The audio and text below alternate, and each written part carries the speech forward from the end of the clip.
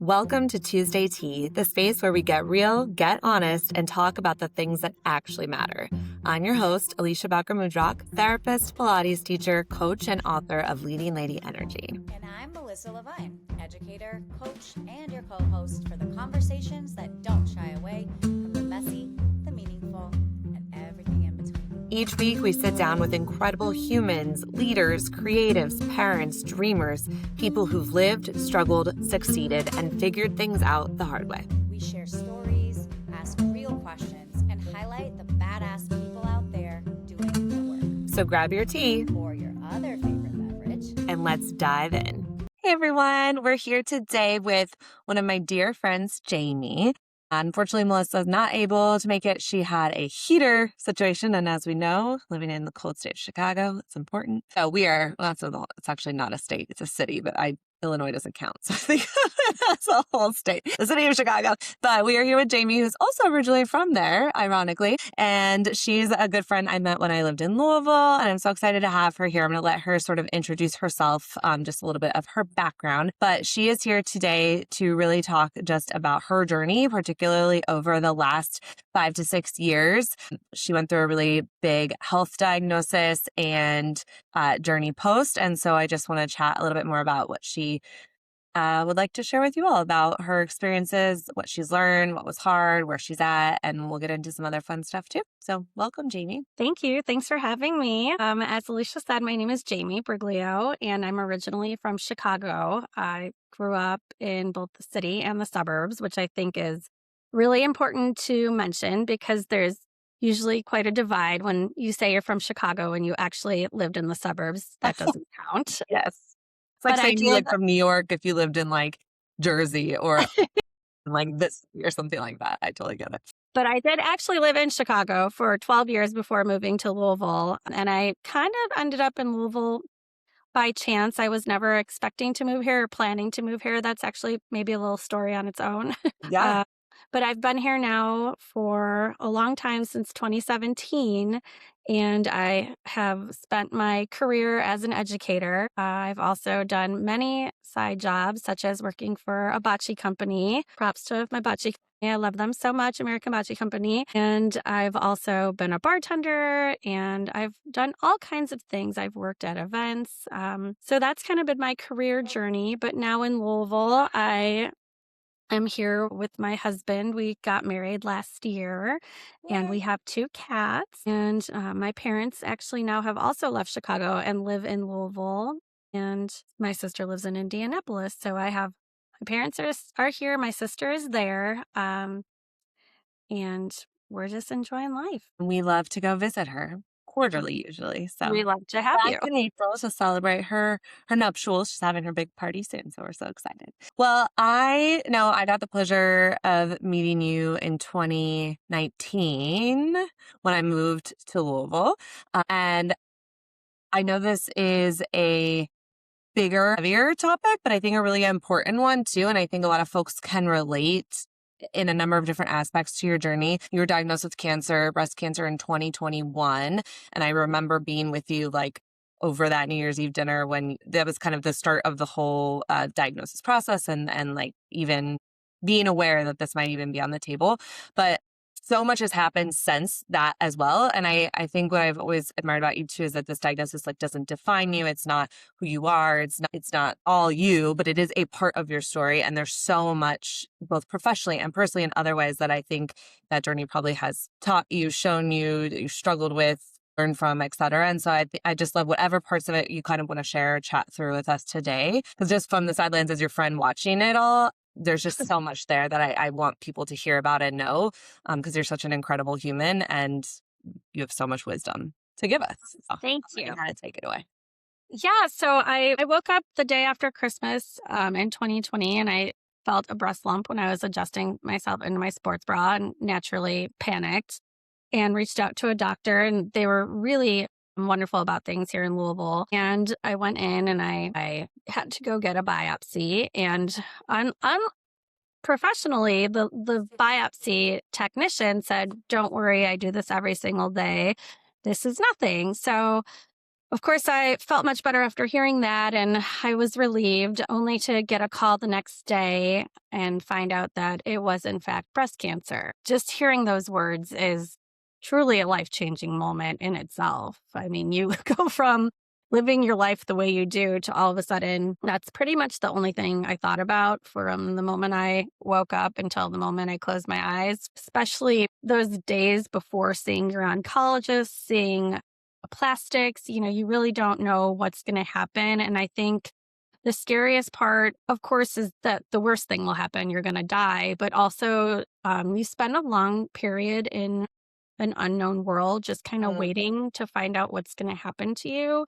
And I think that, sometimes I don't think there's a lot of recognition that your journey starts like the moment you find something that feels off. I think, people think that, oh, well, you have cancer, but they don't realize how much happens before the actual moment even of your diagnosis. So I feel like that is truly when you just start to see yourself as a little bit different, and you notice that there is something different about you. And so the day that I was diagnosed, I called my two very dear friends in Chicago before I even told my family, because I didn't know how I was gonna manage even that process of, like, telling my loved ones and my best friends and things like that. And so, thankfully, my 2 girlfriends are just completely different when it comes to how they manage situations. The one was like, I think my words were, "I'm really scared to tell you that I've now on your boat in your mm, boat with you," something like that.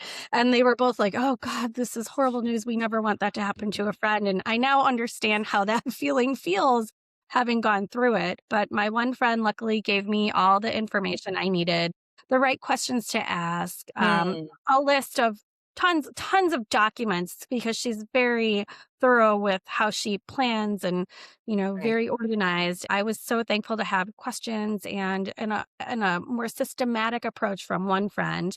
And my other friend gave me kind of like the opposite end. She was like, okay, here's what you're gonna do. You're gonna call your parents, you're gonna tell them this, you're gonna tell them that, you're gonna say what you need. So she dealt with more of the social emotional Emotional. component to um, this whole experience. And so I was really thankful to kind of have two mentors in my corner from the very beginning. And I took all of that with me from the moment I spoke with them.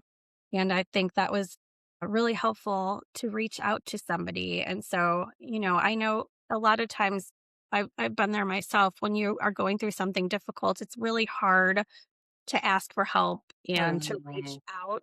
And I know mhm. people also treat you differently once they hear something like that. But, from the very beginning, I got a therapist before I even went to see the oncologist, reached out to friends immediately. So I do think that being proactive and, in those moments where you feel like there's nothing you can do does really help. So that was kind of how my journey started.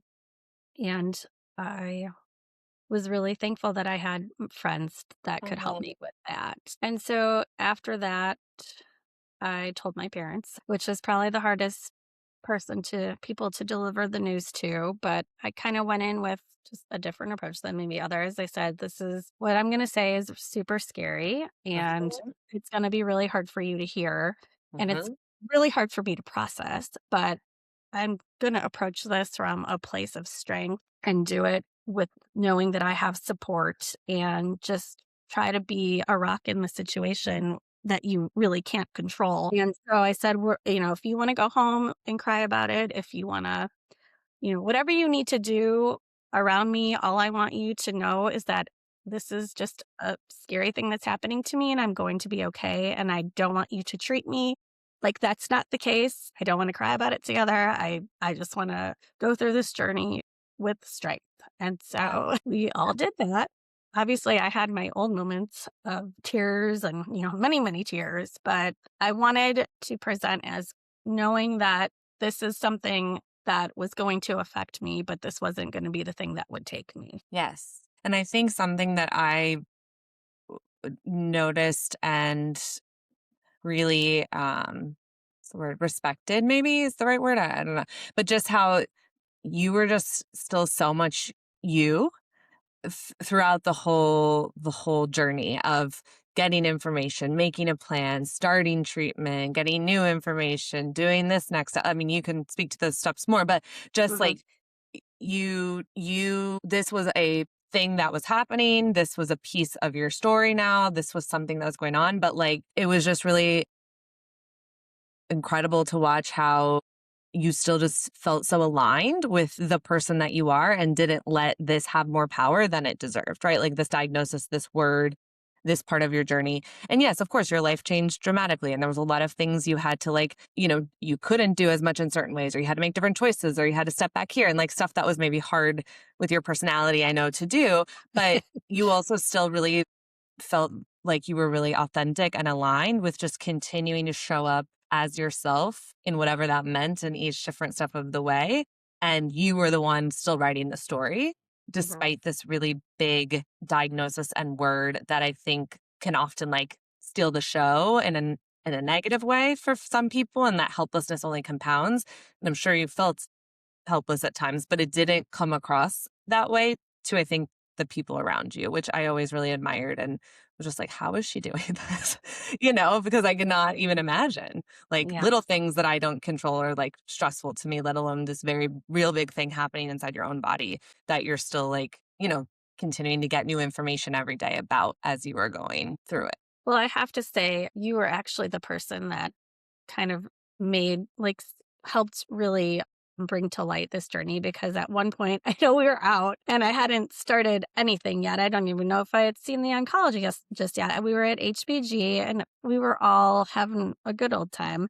And I remember I said something like, "Well, I have this thing that is going to be like a big journey for me." And you said, "No, you have cancer. Say the word, don't give it more power than it deserves." And so I think that was like a really huge thing that really just affected me. And it helped me realize that it's like Voldemort, if I can't even say the name, if I can't give it its name, what am I doing? I'm letting it control some portion of me that Right. I control over. Like I can't control what the cancer is going to do in my body, but I can control the way that I perceive it and Talk about how I it. speak about it, and, you know, how it affects my social, emotional, mental health. So, Yeah. Yeah. yeah, I don't remember saying that, but you did. Yeah. There's a few things that stick with me. That's one. And another one of my friends from back home told me that he called me and he said, I really want you to speak this mantra to yourself every day, because I know it to be true. And he believes in mantras and he says them to himself too. they're powerful. Um, it was, "I'm happy, I'm healthy, I'm healing." Mm. And so I carried that with me, and even still to this day.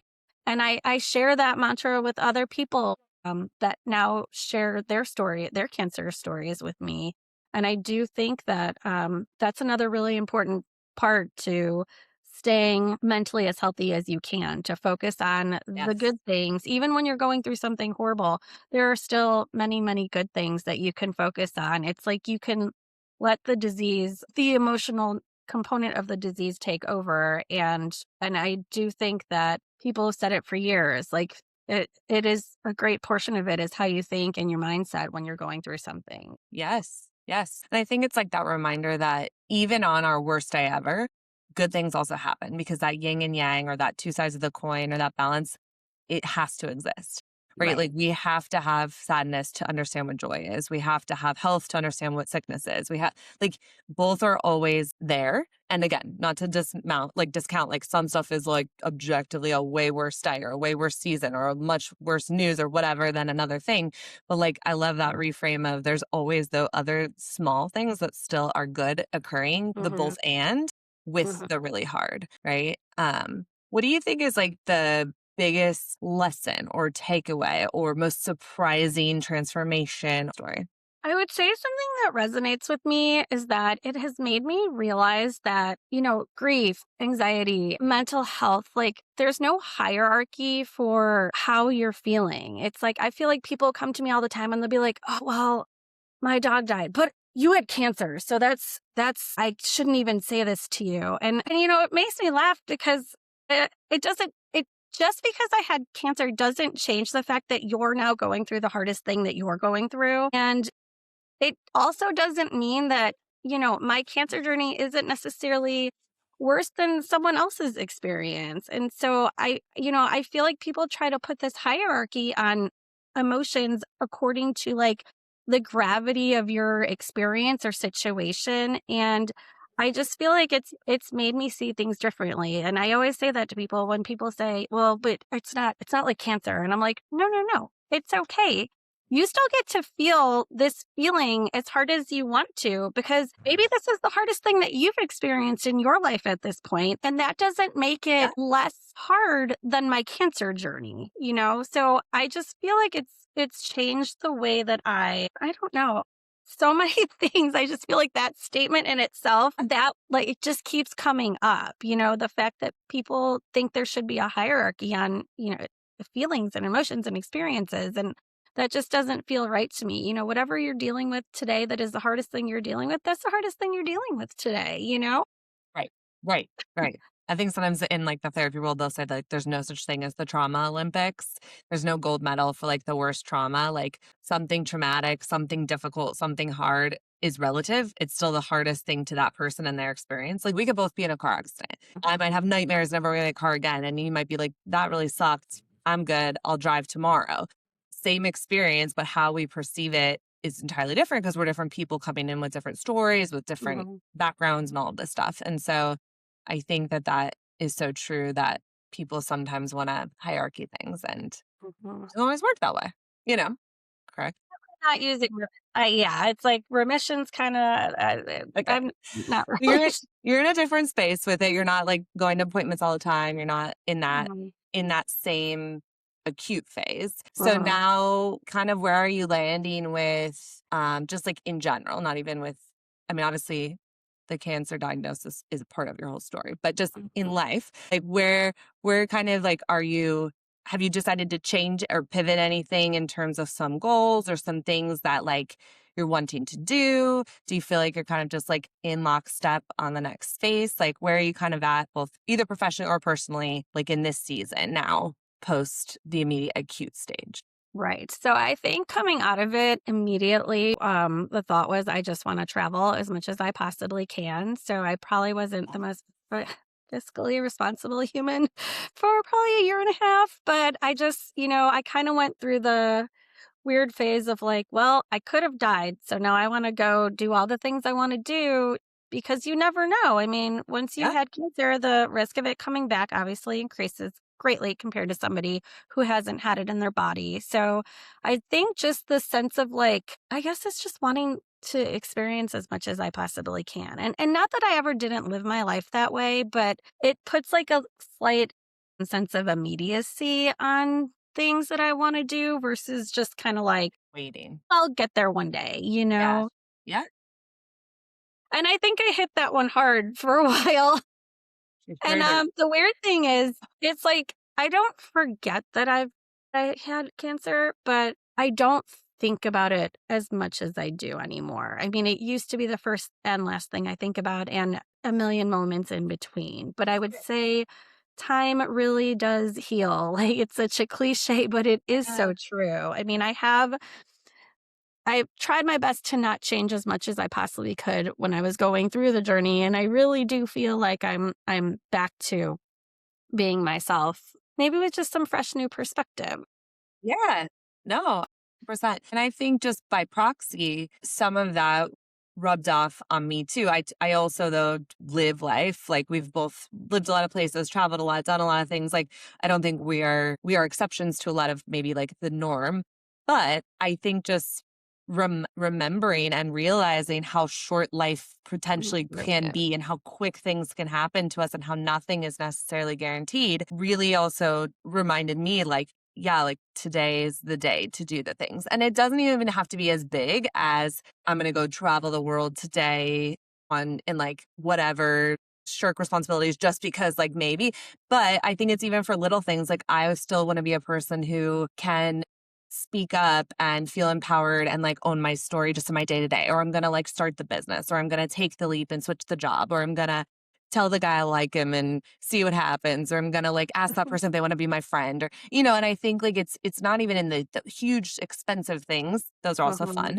But I think Mhm. just even I didn't personally get sick, and I didn't face this life and death question in the same real way that you were confronted with it. But I think it was a reminder we all actually are confronted with that. We just don't think about it all the time. And so how can I continue to step into my story even more Mhm. to really show up for myself? Because today is, I know I have, and like hopefully tomorrow, but we don't always know that. And sometimes I do think we take things for granted in a way that can do can become a disservice to us in the long run Mhm. if we don't like catch that awareness or take those moments to really sit and connect with ourselves and Mhm. think about this life that we're living, so to speak. Yes, I agree. I think like something that has become more clear.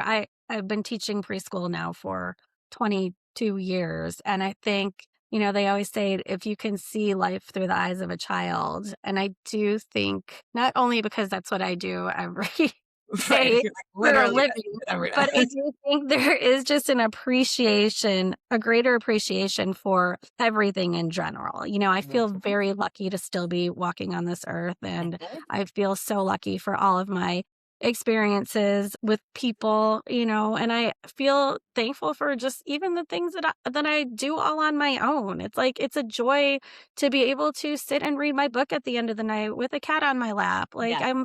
you're lucky Right. to sit here and watch snowfall. It's like I just feel like I feel like I have more of that like childlike lens now Mm, after coming off of something so that I could have been close earth-shattering. to death with, and honestly, at one point, if you looked at me, it was not the same girl. I mean, when I No. remember how sick I looked, like that's Yeah, also like like I'll have a photo pop up and I'm just like, my God, that was me. I know I looked like that, but I don't really remember looking like that, you know? Right.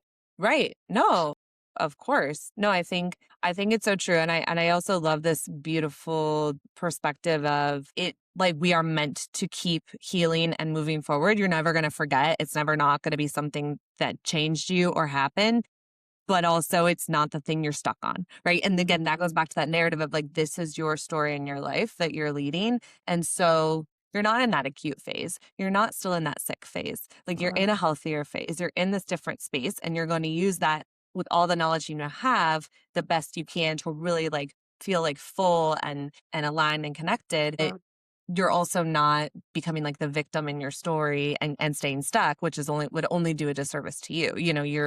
You're the hero of your story. You're the person, the narrator, and you're like what's ahead is what's next kind of a thing too.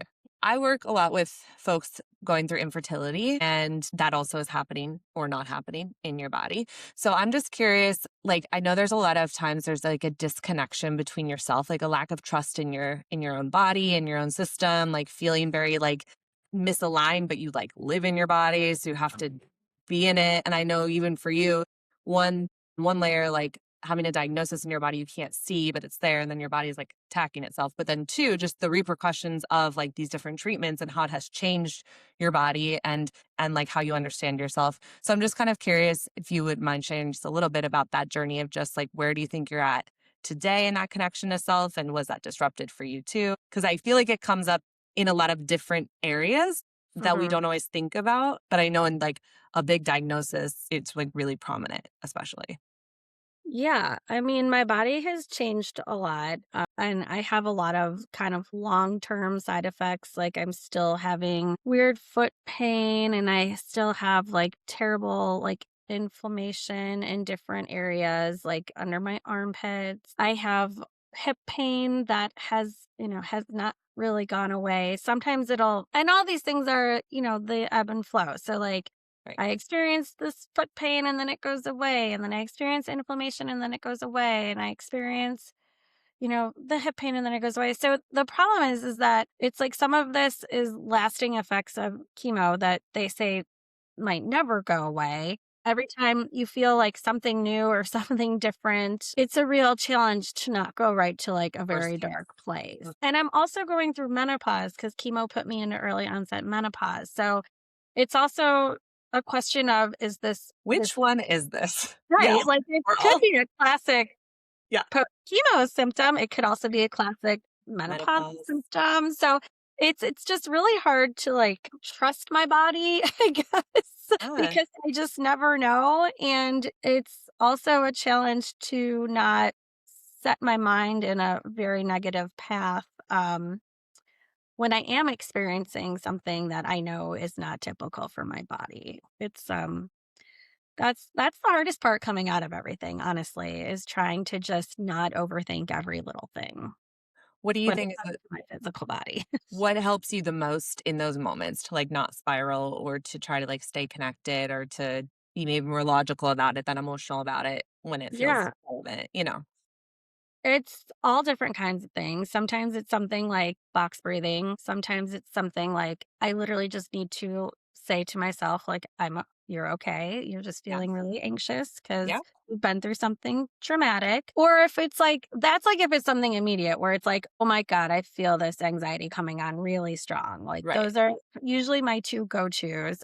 I'll call my mom. That Right. always helps. And sometimes if I just turn on music and dance around and read a book or hold a cat. Like, those are kind of my go-tos I for love it. helping.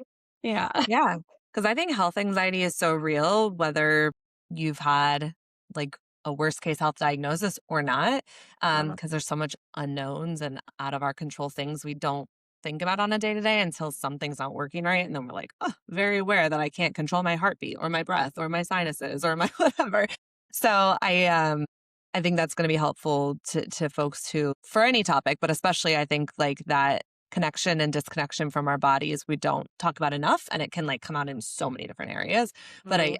just think it's an important thing to kind of hit on and think through how to strengthen it, reframe it, repair it, for lack of a better. I've experienced an incredible amount of anxiety coming off of cancer, and I was an anxious child, like, to the point Oh, where I didn't really sleep sometimes because I was super anxious, but this is like a whole different level of anxiety. But again, it's something that I've been working on ever since yeah, realizing that I had anxiety it's kind coming of off. underlined there, and it really got turned up, so Got turned up for sure.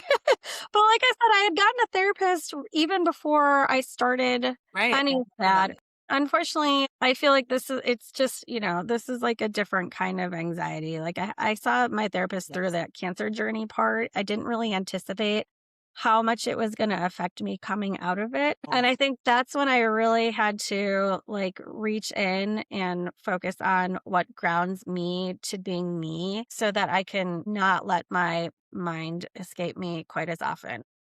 Yeah. No, and I think that's a really beautiful reminder of we have all these pieces and small labels and experiences and roles, but no one thing is all of us, right? Like you're a teacher and a wife and a friend and a daughter, but like you're not just one of those things. And you're a person who's had cancer and you're a person who does Pilates and you're a person who owns cats and who used to own a dog. And, but like you're not just, that isn't like the dog lady or the cat lady or the what like you're a person with lots of things, and so I think that it is always helpful to just keep following those, and some are bigger pieces of the pie than others, but it's that constant reminder we're like a lot, not just a little. The both and is so hard for our brains, but I think it is so helpful in the anxiety piece and in just making sense and integrating the meaning making of something that we didn't have power over. Now what? And that's what you get to do, and that's what you have done so well, I think. So Thanks. yeah. I've really Yeah. No, I mean, you can only do what you can do at certain times, and I think you did it all, and then some. What might be one, like, final thought or takeaway or piece of wisdom you wanna leave folks with? I would say, I mean, trust yourself, really. And a lot of people, and this is maybe not related specifically to me, but people are so afraid to go to the doctor when something's wrong. You know, Nobody wants to hear that something is wrong with you, but like I urged people so much throughout my journey to take the next step if something feels off, to trust your body and listen to your body. And when your body is telling you something, even though you might not want to hear the diagnosis that might happen, the longer you wait or prolong taking that next step to take care of yourself, the worse things can end up. Like it's the scariest day of my life when they told me I have cancer, but if I did not listen to my body and trust my instincts, I might not have been here today to do this interview. So, Right. I would really urge people to hear your body, listen to your body, trust your body, and do something about it. Well, I'm glad you listened, and I'm glad you did. And thanks for sharing. I know it's not always the easiest thing to talk about, but I know that so many people are going to be impacted, and this is going to help folks in ways we can't even imagine. So I really appreciate you sharing your story and talking to me. And it was really good to have you here, Jamie. Thank you. Thanks for asking. And I only teared up 3 times. Love you. We'll see you guys soon. Thanks for hanging out with us on this episode of Tuesday Tea. We hope something here landed, encouraged you, or made you feel a little less alone. If you enjoyed today's conversation, make sure to follow, rate, and share the podcast. It helps more people find these stories. And if you're watching on YouTube, don't forget to like, subscribe, and drop a comment. It really supports the show. For more ways to connect with us or learn about what we do, check out the links below. And until the next cup, keep the tea hot And